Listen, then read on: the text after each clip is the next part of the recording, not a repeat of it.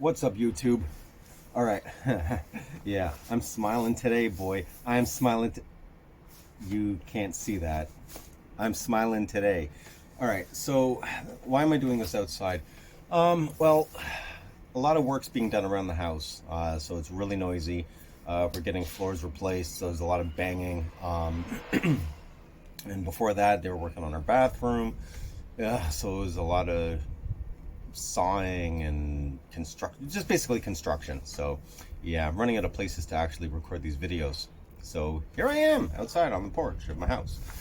So what is the deal today? Well, I'm not going to say it's because of COVID, but no, this is an oldie but goodie, and it's something that's been on my mind for a number of years now, to actually acquire. I've been putting the pennies aside and decided I'd pull the trigger.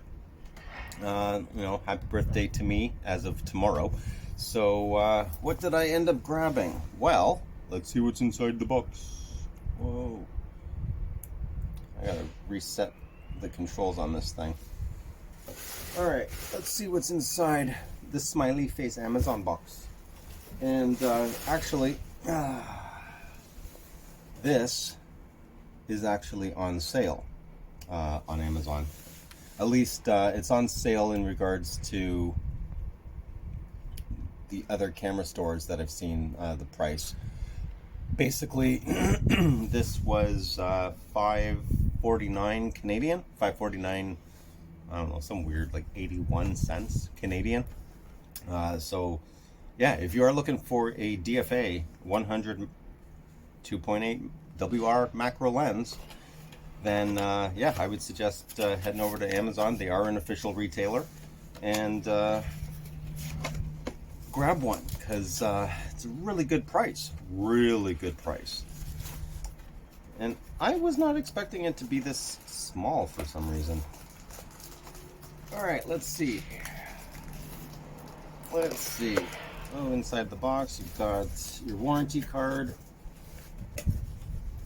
warranty registration card, all that fun stuff. Let's see, you've got your operating manual. And this one actually doesn't seem to be a generalized manual. This actually is specific to the 100 macro.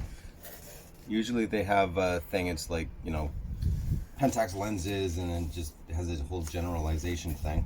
But this is specifically about just this lens. That is a nice upgrade compared to what I've seen previously.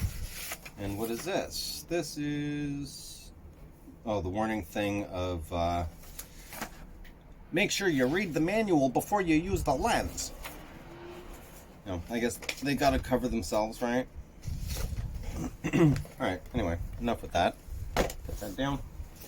Okay, let's bust this open. So,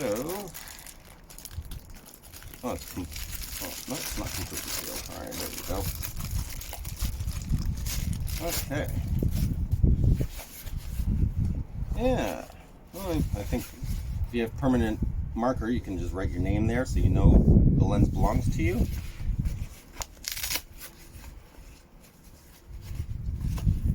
And I wonder if this no, I don't think it has a strap. No, it doesn't have a strap. No strap. So let's just throw it in your bag. Alright, so we've got rid of one bag. Got your silica pack. Always keep those. Keep the humidity out. And here is the lens. Oh yeah. Here's the lens. This is a very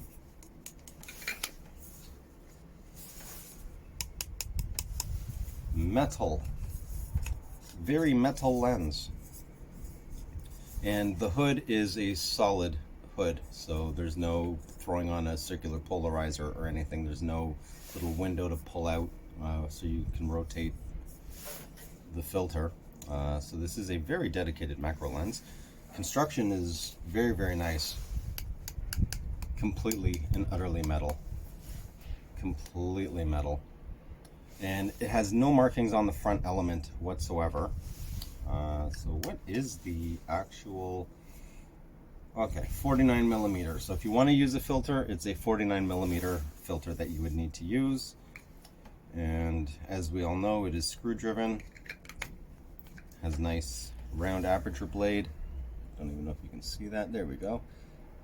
Nice round aperture blades inside. Yeah, that's pretty cool. And it extends as it focuses, which is fine. You know, it's like the lens gets excited the closer you get. Okay, that was a terrible joke. And you've got a focusing window here, right, with the distance markings. So yeah, I'm looking forward to actually using this, because I have a semi macro lens, which is the Sigma 1770 f2.8 to 4 DC macro HSM.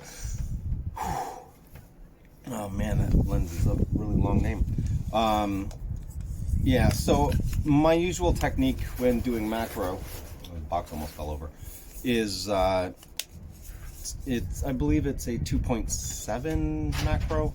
So from the 2.7, basically what I end up doing after that is I crop in on top of the image that I took to simulate actual macro. But I thought it would be nice to actually have a full macro, so I'm looking forward to this and get some abstract-ish shots going, and I will upload some of those later, and I will do an actual video on my thoughts after using this lens, after I do some testing. But I just wanted to show you guys that there's a new acquisition within the channel.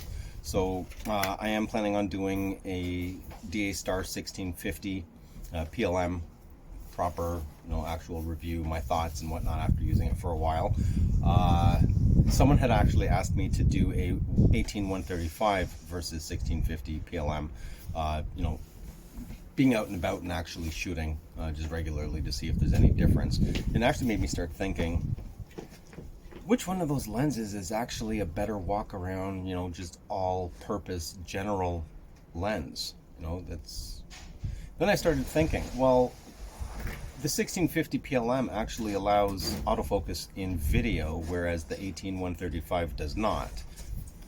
The 18135 has more range, but the image quality on the 1650, it is a DA Star lens. So which one actually is the best all-around lens? And I actually think, that may have been what that person was actually trying to get to, or get at. But yeah, so that's it for this one. Here is the new macro lens. I'm gonna run upstairs and zoom in on my eyeball, and I don't know, probably not, but do some monster close-ups and see what I get.